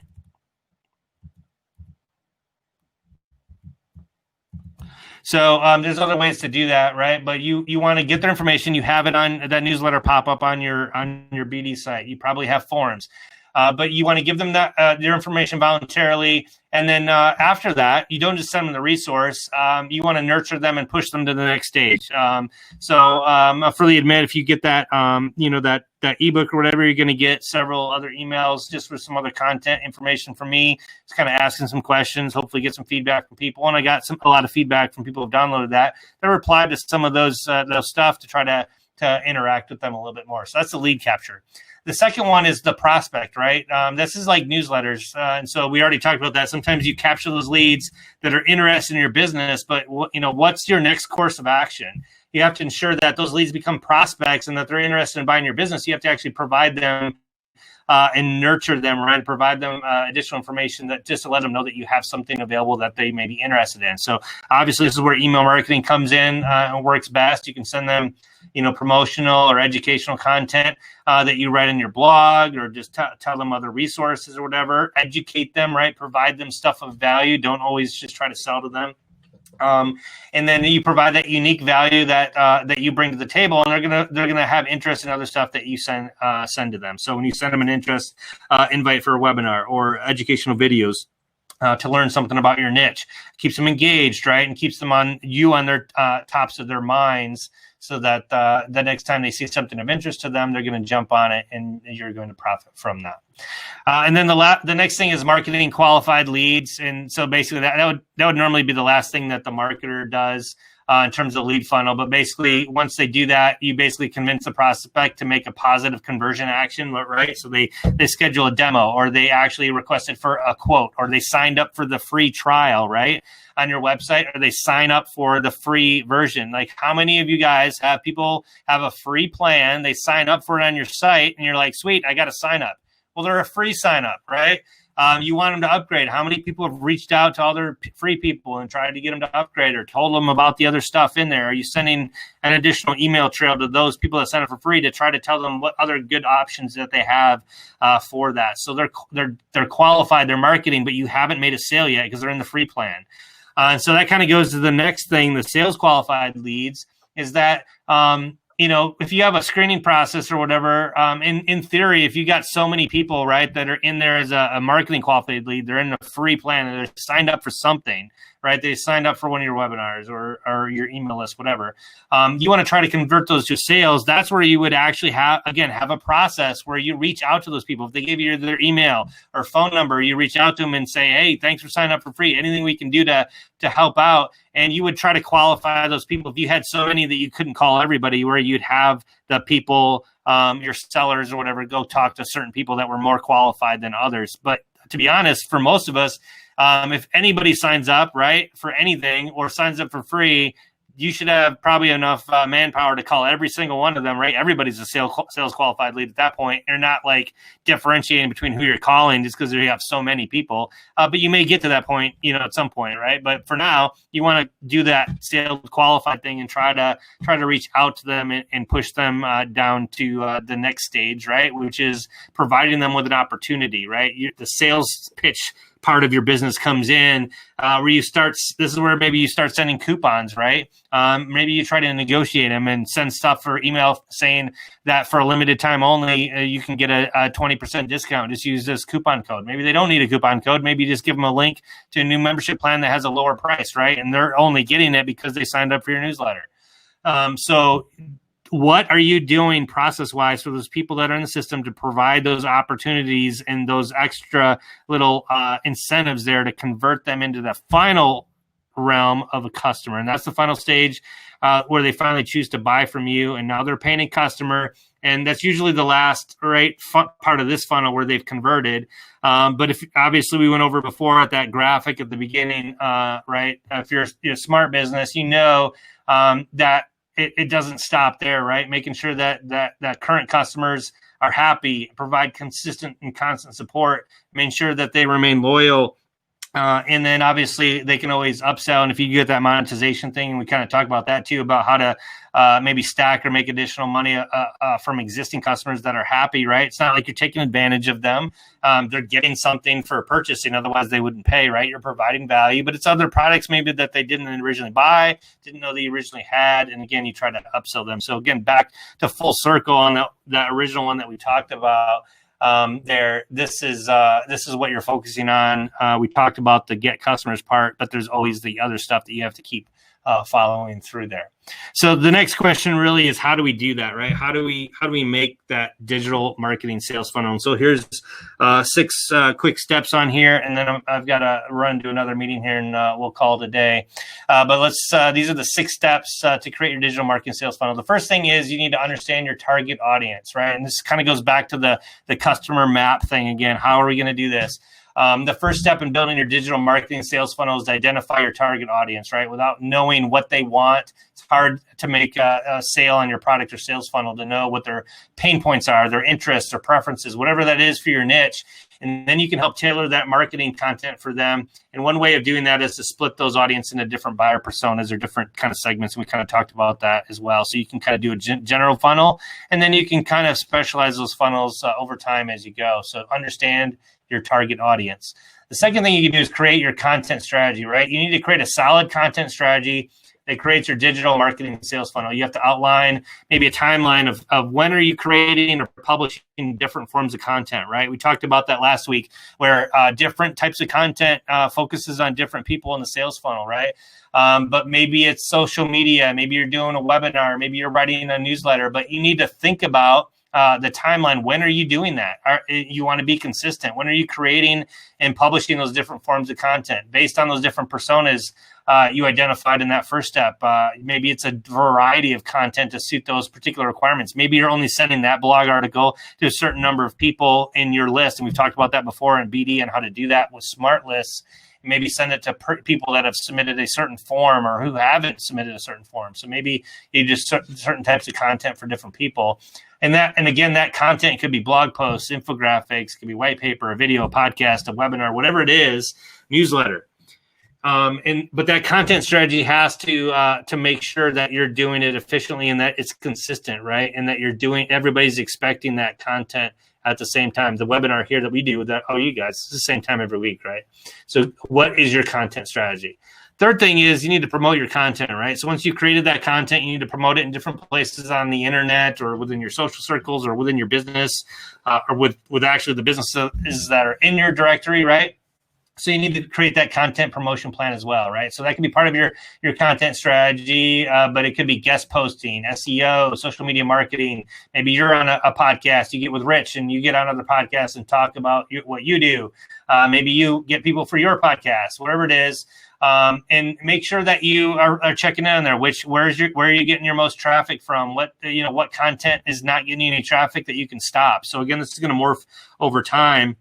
But we talked about, again, several months ago about using those UTM parameters, right, for the links and knowing where your traffic's coming from and not wasting your effort on traffic sources that are not getting you any sales or any traffic. So again, all stuff you can add later, but it's all piece of the process.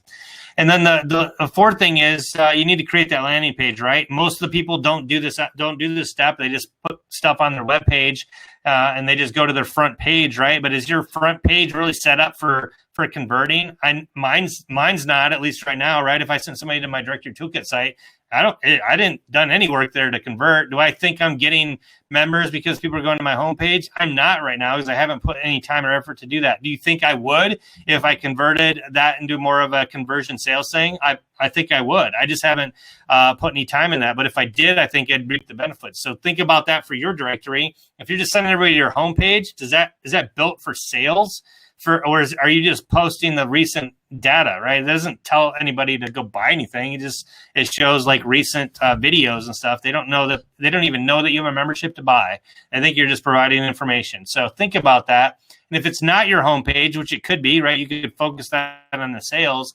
Maybe it's a landing page. So you have to create a separate landing page that's built for what a conversion for moving people through that funnel, that decision process. You need to put some time and effort into creating that landing page. So when they click on those promoted links, they're redirected to that target landing page. And they can give you that information, right? They can become leads.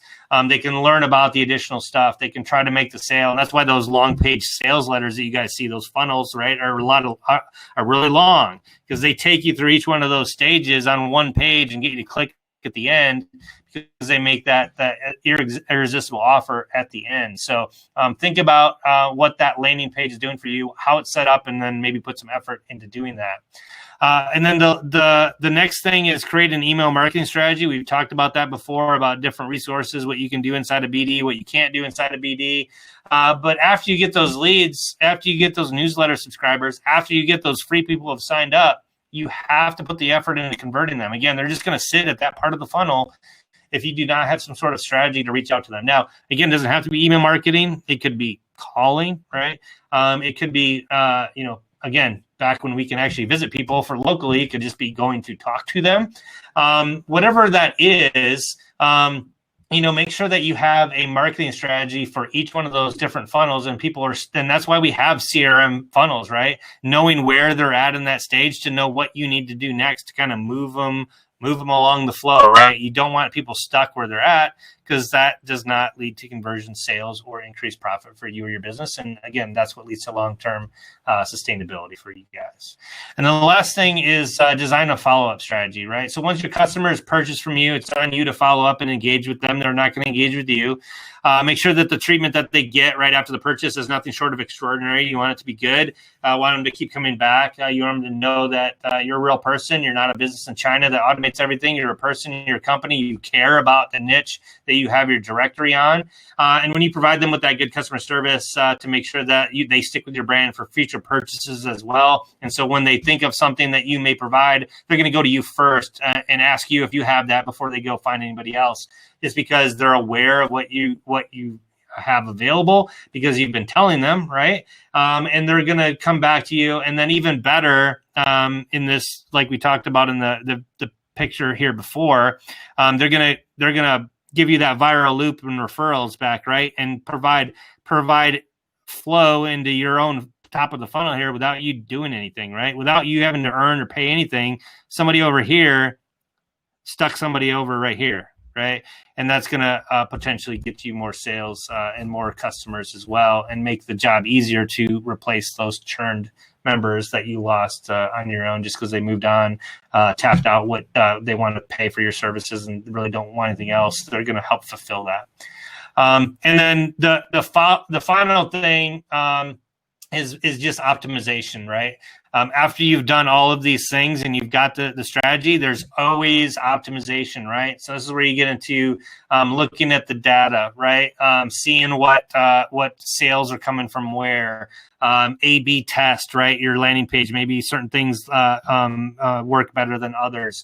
Maybe you're sending different emails to see whether you get a better sales conversion off from certain email strategies, right? And so that's efficiency. And where you can try to start making more money off from the same processes, or maybe the efficiency there is like you still haven't built all of your funnels. Maybe you did this funnel, right, for one product, and now you're moving on to the next product because you have no funnel for that other one. It's another service that you provide, and you just don't have a funnel. So you're starting all over again. Maybe it's a different target audience. Maybe it's a different pain point. Maybe they're different emails. Maybe it's a different landing page, right? So all of these things maybe have to be recreated for another product. And then once that one's paid, now you got two to make more efficient. And so the biggest thing I wanted to show you guys, it's not an overnight process here, but I think everybody by listening here today, hopefully, is able to look at the process here, knowing what your customers would have to go through in order to purchase from your website, from your directory, what stages you're missing. Like and just by looking at it, you're going, you know what? I have 50 people in my newsletter that I have never sent a newsletter to. You know what? I've got 100 people on my free plan that I've never followed up on because I'm busy changing my text on my website. I've never actually reached out to them. You know what? I've got 50 people that have signed up for my $5 a month plan that I've got their phone numbers and emails for. I've literally never called and said hi to see that if they know about the higher end pain and what they're missing out on for those higher plans.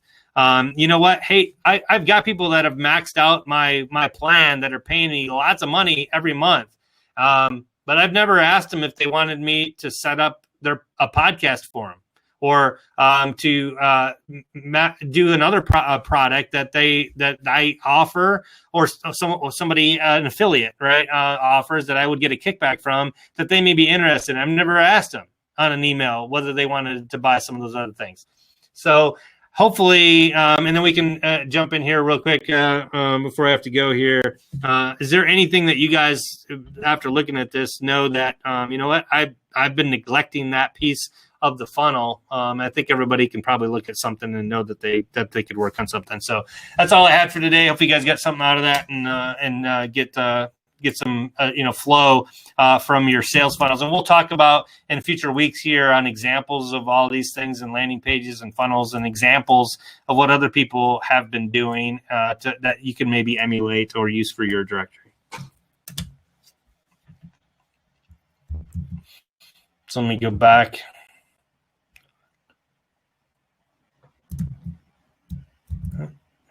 Sorry about that. So anybody have any comments there? Any stuff that that they think they need to work on, or something that we want to go over for another webinar in the future there? I'm going to attempt building a funnel this week with my ClickFunnels to see how that goes. Okay. Yeah, Frank's got ClickFunnels. That's a popular one, expensive one, unless you buy it at discount for special customers like Frank. Frank buys the best, and I'm worth that's it. right.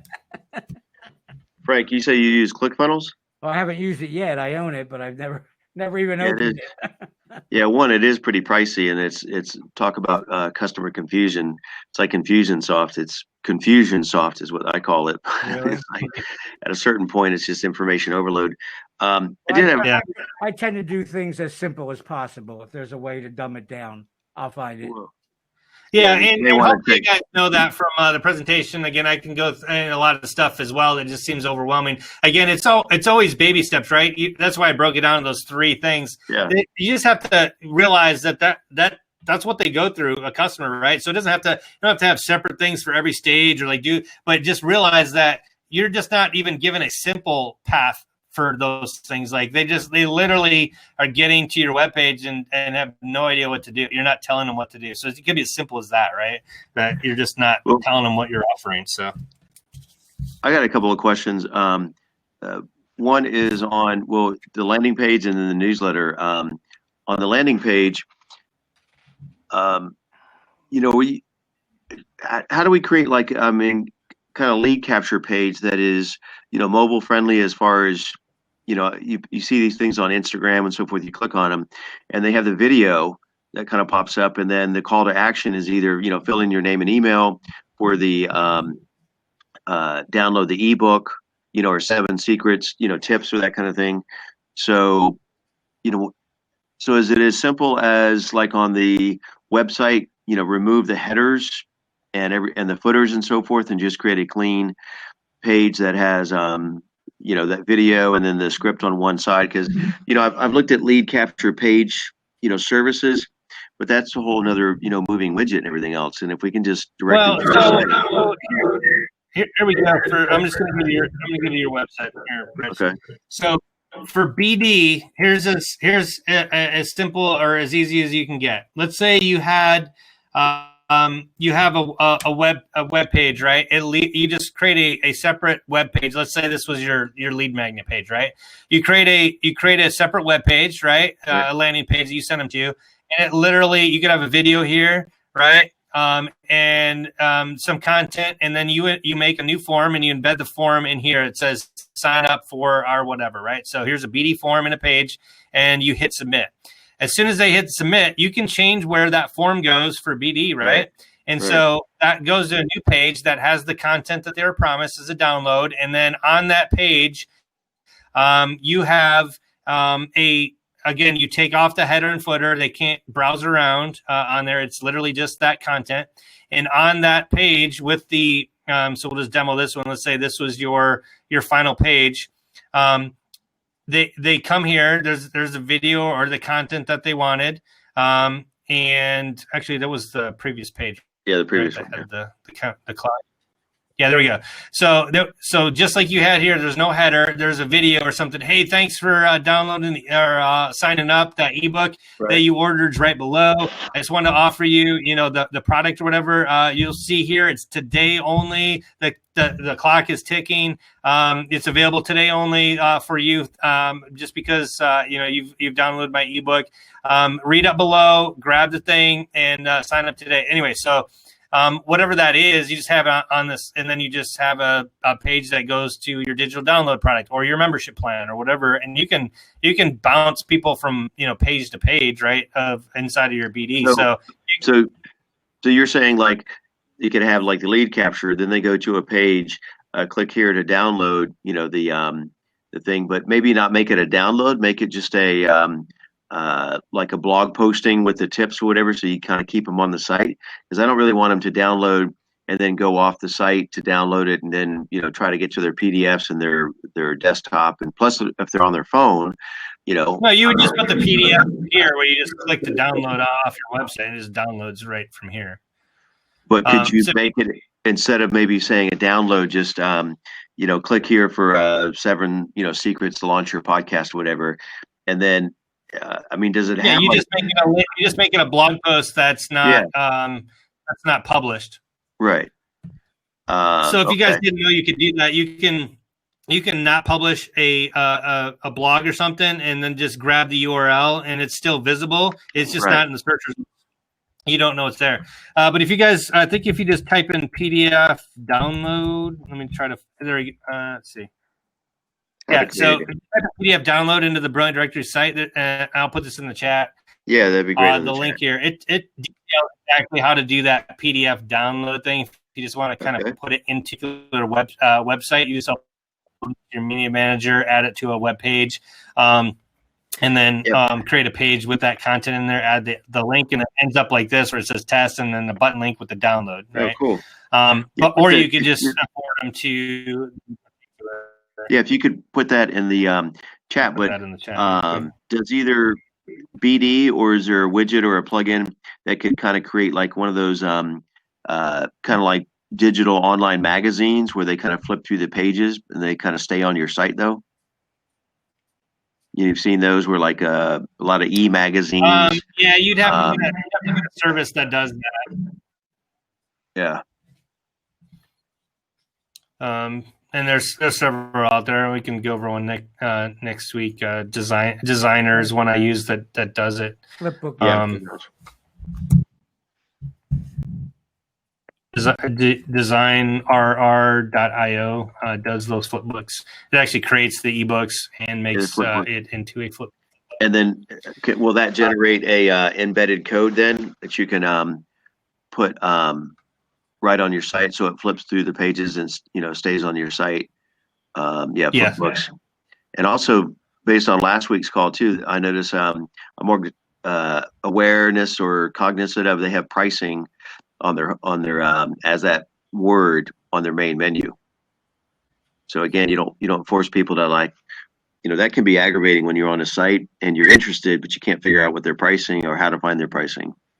Yeah, so here's a small version of it, right? That's on here, just a small thing, right? But it's just a PDF flipbook inside of the embed code, right? So here, let me go full screen. I don't know if you guys can still see the full screen here. Let me try to go there. Yeah.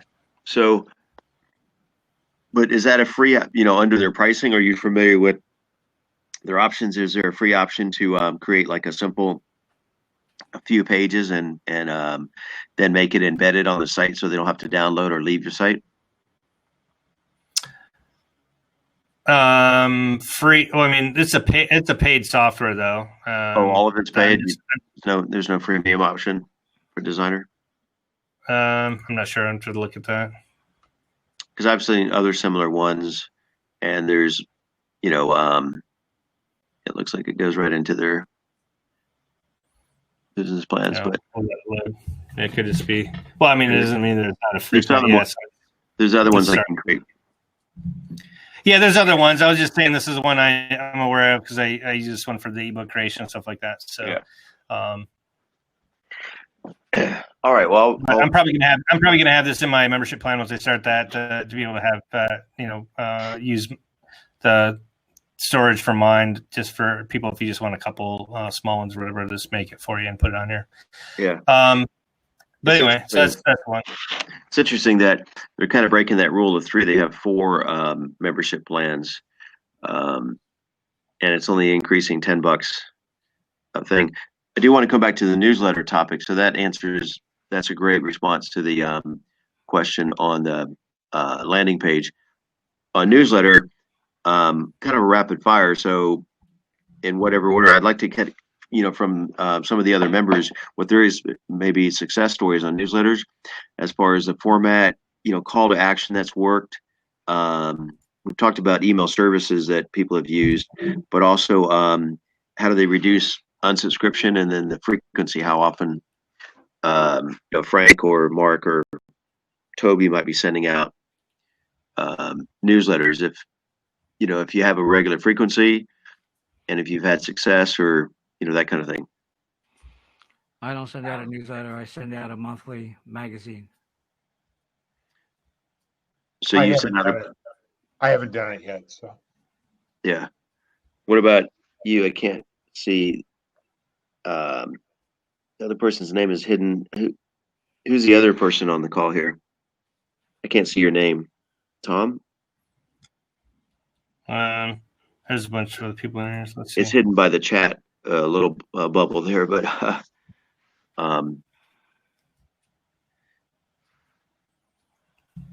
so I don't know Paul, if you Jeremiah, Paul. Gareth, Is it Eduardo. Paul? Might not have their mic Paul. on anyway. Paul's microphone wasn't working. So Oh, okay, yeah. So I don't know if Paul has a newsletter. So Frank, you do you said a magazine, but is it an e-magazine and once a month or a newsletter? I think you talked about it before, but Yep. You can find it on directoryaccelerator.com and on Directory Toolkit. okay. And then, so what's that format? It's like an e-magazine, is what you're saying? It's PDF. A PDF? Okay. It's beautiful, but it's geared towards small businesses to help them do internet marketing. Okay.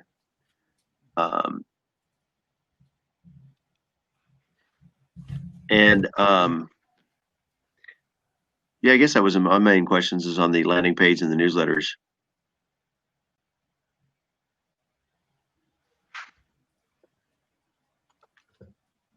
yeah, sorry, I'm listening. I was waiting for a link to the meeting I got to roll to. So Yeah, I still got to experiment with what you talked about. I think last time, Ryan, the was it SendFox? I do have a question on this. It'll migrate in and bring in your social media or your blog, your RSS feeds, whatever. But could you think of a shortcut where we could? Because what I want to do, my vision of the newsletter is to feature, member profiles, once a week. I want to do a weekly newsletter and kind of spotlight what we call our rock stars or all stars. And actually is there a way we could kind of pull in from a feed, like, on our homepage, you can post featured members and then newest members. The newest members comes in rotation. But where we could, rather than downloading their photo, copy and pasting, uploading it into the newsletter boxes, is there a way we could kind of just pull their profile and say, okay, give me these 10 members, or give me these 10 members based on their membership level, and put them into a boxes in a newsletter? is that like I've never seen that where you can just insert a profile based off from like a variable or something, like give me ID number 25 or something. I've never seen that there. Although some of the older scripts and stuff that I used to work with did do that before, and it was actually really powerful. I kind of explained that to BD before. In fact, you could do it. It actually had a code where you could put it on other sites as well. So let's say, let's say you had I think we've actually talked about this in another webinar, but it'd be like if you had a podcaster, right, that had a bunch of guests or whatever, he could actually all the listings under his account or whatever, he could just paste his group of listings, on his website or whatever. So you could almost have like the directory, all the information's in your directory, but they can post the stuff on their website. So think a person that had a bunch of products or something, or somebody who posted a bunch of articles in your directory. They could then just post all the articles on their site. But if anybody clicks on it to read up on it or whatever, it would go to your directory to read the actual article, or to see the video, or to print the coupon, or see the property. Yeah, now that I hear you saying that out loud, there is there's an entity like that, the National Speakers Association, which we're working on, partnerships where we have some of their members are on our directory as guest experts, podcast guests, whatever. But they have their own directory, or just a membership, listing or whatever for the National Speakers Association. But the parent company, if you will, is called actually eSpeakers. And on eSpeakers, if you're a speakers bureau, you can actually, they'll authorize, and you have a couple of moving parts, but relatively simple. I've seen it on some other people's site. They put that embedded code, and literally, there are several thousand speakers with all their profiles, kind of like a LinkedIn, where each individual has updated their LinkedIn or their profile in real time. It'll kind of auto populate on your site, so you can click a tab, say book these speakers, and if you're a speakers bureau, then it automatically populates on your site. But then when you click on that person's profile, it creates like an affiliate link where if that company wants to book Ryan as their keynote speaker, it would click on your profile, and then it again updates in real time because it's created, on that home page or that main site. And then finally, once they click on it, then it goes to your profile, whole 9 yards. But you don't have to update all that stuff on your site, because kind of similar, but unrelated. So we can potentially do that, but not so much the digital version as it is, say, like you said, maybe the ID member. And maybe this is a question we can send to BD tech support. Could we pull, based on either their membership level or how recently they joined? Like, I want to send out a weekly newsletter and say, hey, here's Mark, Toby, Frank, and Ryan, and Scott, and Paul. Here's our newest members for the week, right? So it does show it on the site, but I want to put it in the boxes like a newsletter, just like almost like we're looking on the screen right here. Yeah. So it has these here's our 5 newest members, and then when they click on it, it would go, because obviously the person, Mark's put some details, he's in cybersecurity or he's available to book or whatever, and so it have whatever he created on his profile, and then like, man, I'd like to connect with that guy, So be totally dynamic then. Yeah. Yeah. Mark, does anybody think on other sites or web or WordPress or whatever that's a doable feature that can just? You can easily find somebody on Upwork that can build something like that for you. Yeah. It's nothing complicated. Well, so realize we talked about this last week on the tidings things. A couple of here's an example of one that does that, and SendFox does this as well. But remember, it can pull in an RSS feed, right, into your item. So even in your here's my directory toolkit as example. If you go to the RSS feed on my directory toolkit, it's got all of the latest members data in here as an RSS feed. Oh. And so if you had, for instance, it's there for listings, and it's also there for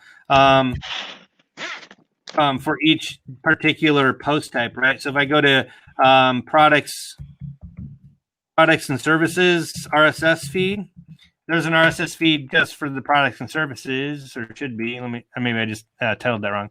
But there's a feed for each one. And so if you have that dialed in as a newsletter thing that pulls in the RSS feed, it would have, you could say, here's the latest members that have just joined, and it'll have the data of the latest businesses that have been added to your directory because it's adding the listings RSS feed. So you could do that. But it would be the RSS feed feeding into your newsletter. Ryan, could you designate certain fields that would pull in from, or customize it? Say that again. Could that be customized as far as pulling that information from certain fields? Or no, it's just it's kind of preset by them. It just has the kind of like search results data. For each particular item. Let me do this on my the Hudsonville one here. If I go to coupons, right, the RSS feed, there's every post type. Well, they must have changed that. Interesting. I'll have to research that. It used to just be the actual feed. RSS videos.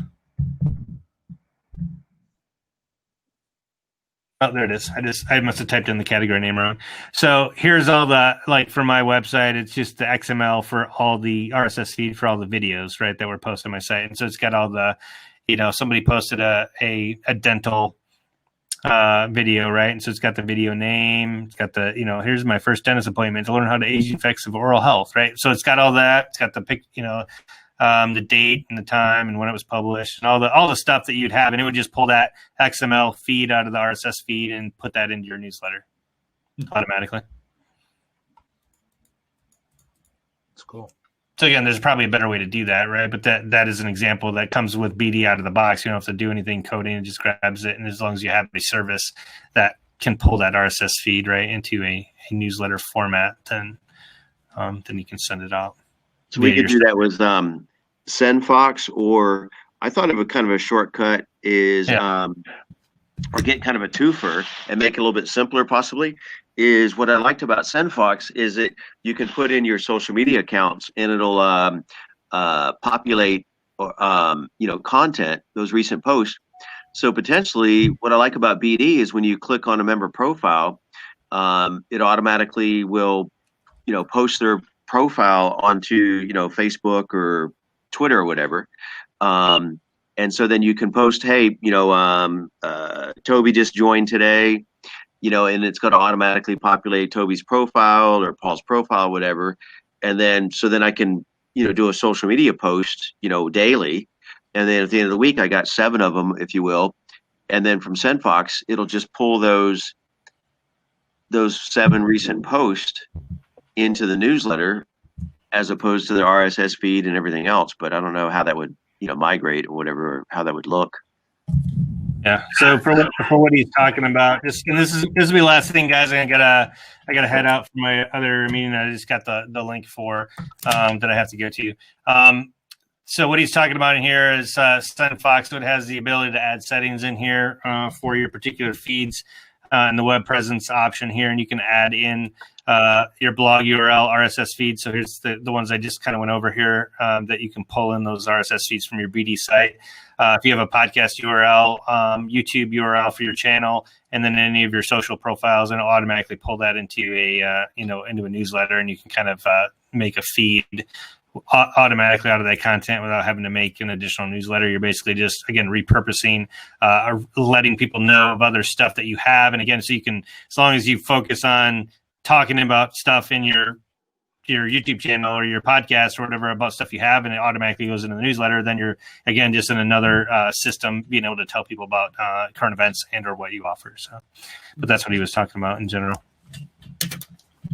And I'm looking at that actual, custom hyperlink for the RSS feed. So kind of what you're describing, we could do, change that RSS feed instead of articles to new members or whatever the link is, and it would automatically pull in those members.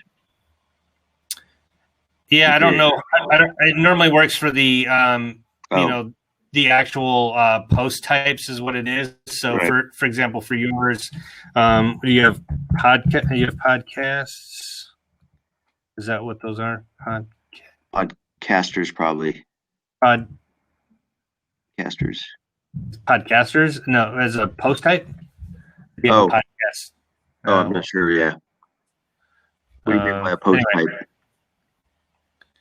Anyway, it's whatever the post type categories are. Oh.